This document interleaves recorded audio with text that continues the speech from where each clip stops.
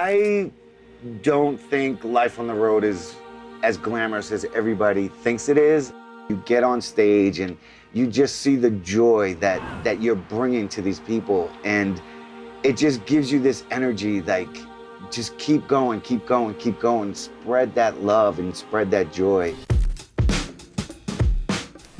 Welcome to my bus. This is home for 3 months out of the year. It's not as comfortable as a regular house, but it's still pretty cool.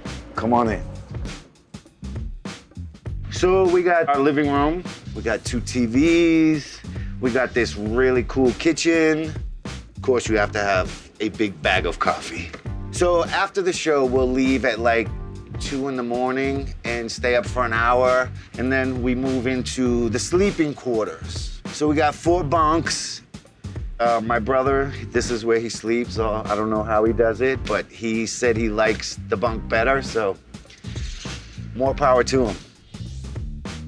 I actually get the bedroom, and I always bring a pillow from my bed so that I feel home.